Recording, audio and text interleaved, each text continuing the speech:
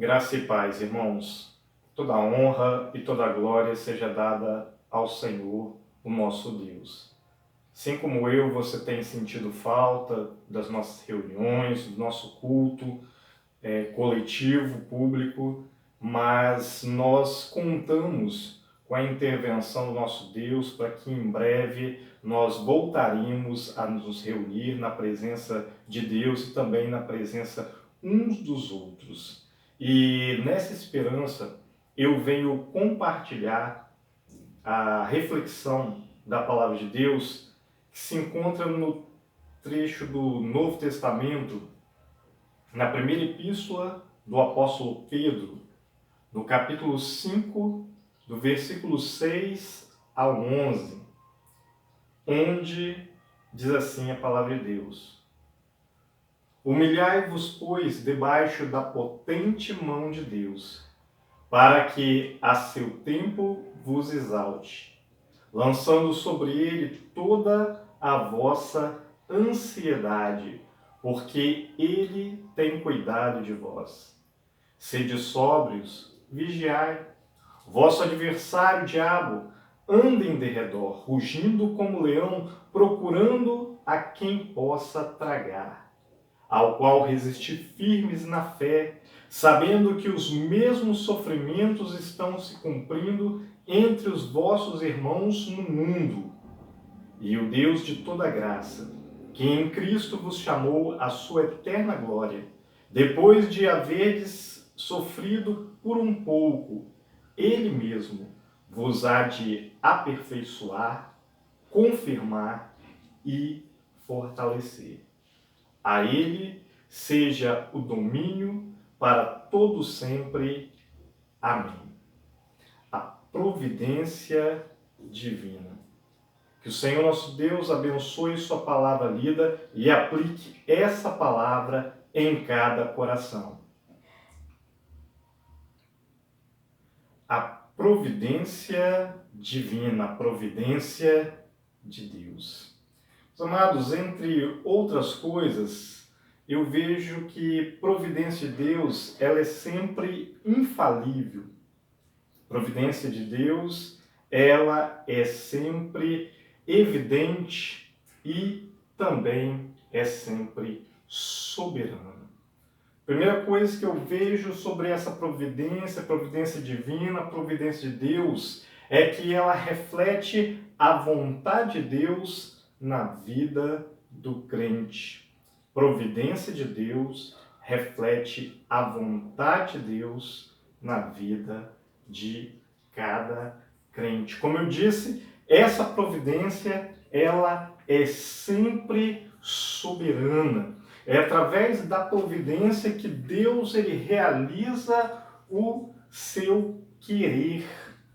E Deus ele quer algumas coisas de mim, de você, de cada crente que eu vejo aqui nessa palavra que nós acabamos de compartilhar a leitura. Por exemplo, eu vejo que Deus ele quer que a vida de cada crente mostre humildade. Versículo 6, vem a ordem: humilhai-vos, pois, debaixo da potente mão de Deus.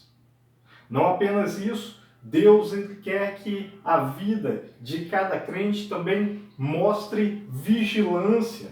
No versículo número 8, palavra agora também imperativo, em tom de ordem, diz: sede sóbrios, vigiai. Deus, ele também quer que a vida de cada crente mostre fidelidade. No versículo 9, ele fala: ao qual resistir firmes na fé. Não apenas isso, nesse versículo 9, aproveitando esse versículo 9, nos diz aqui a palavra que sabendo que os mesmos sofrimentos estão se cumprindo entre vossos irmãos no mundo. Que palavra!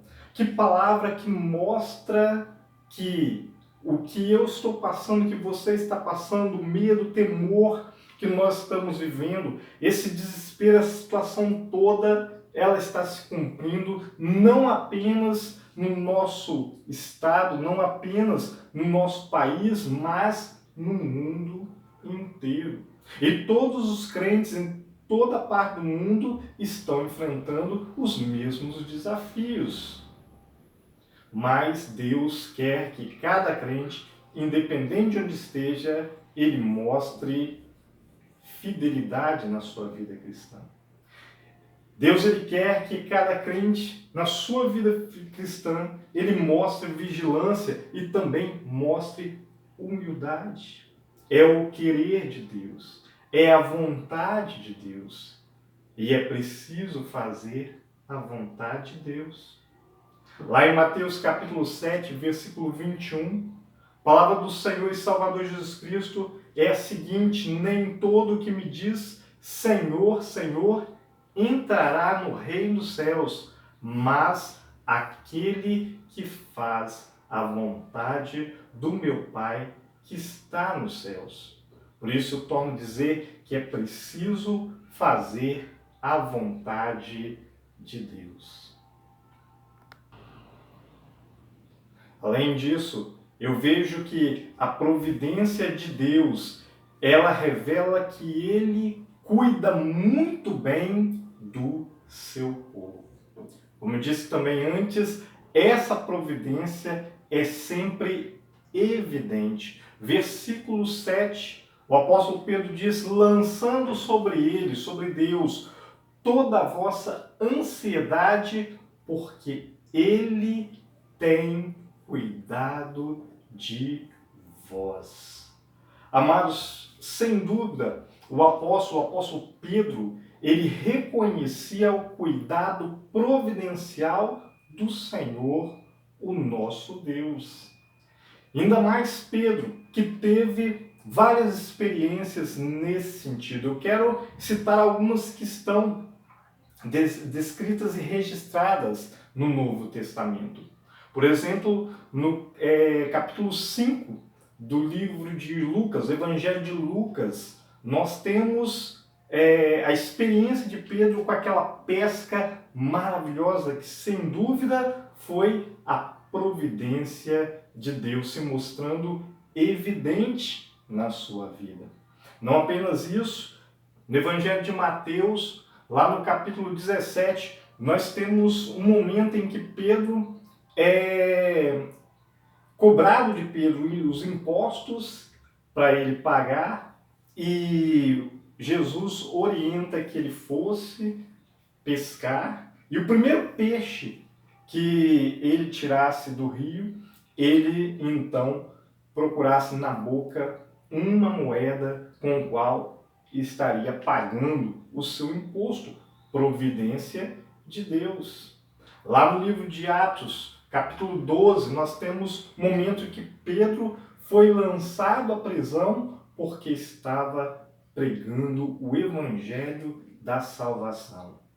E lá o Senhor providenciou a sua liberdade, enviando um anjo para libertá-lo daquela prisão. Enfim, isso tudo mostra que o apóstolo Pedro, ele reconhecia o cuidado providencial do Senhor, o nosso Deus. Lá no Antigo Testamento, outro que também reconhecia o cuidado providencial do Senhor era o salmista. Quem não lembra, o Salmo 23, onde o salmista diz: o Senhor é o meu pastor e nada me faltará. Percebem? Deus, ele cuida muito bem do seu povo. E essa providência de Deus, ela é sempre evidente. Hoje, ele está cuidando do nosso bem-estar, do meu e do seu também. E eu e você precisamos fazer como Pedro, reconhecer a providência de Deus. É preciso reconhecer a providência de Deus. Se nós temos ansiedade, se nós temos necessidade, aí vem o versículo 7 nos ensina que devemos lançar sobre Deus toda a nossa ansiedade, porque Ele tem cuidado de vós. Você tem reconhecido a providência de Deus? É preciso reconhecer a providência de Deus. Finalmente, eu vejo que a providência de Deus, ela garante o cumprimento de todas as suas promessas. Essa providência divina, essa providência de Deus, ela é sempre infalível. Ela não falha jamais. Através dessa providência, Deus, ele cumpre as suas promessas. Aqui no versículo 10, temos uma preciosa promessa para a nossa realidade atual. Olha só o que diz o apóstolo Pedro. E o Deus de toda graça, que em Cristo vos chamou à sua eterna glória, depois de haverdes sofrido por um pouco, Ele mesmo vos há de aperfeiçoar, confirmar e fortalecer. Essas são as promessas de Deus nesse texto. Depois de haver sofrido por um pouco, esse nosso sofrimento, ele vai ter fim, ele vai chegar ao fim. E depois de chegar ao fim, Deus ele vai cumprir na minha vida e na sua vida as suas promessas. Primeira promessa, ele mesmo vos há de aperfeiçoar.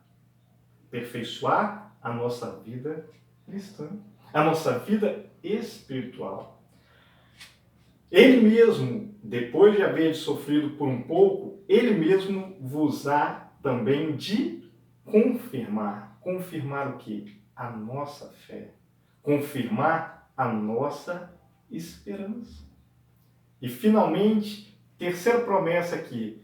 Depois de haver sofrido por um pouco, ele mesmo vos há de fortalecer.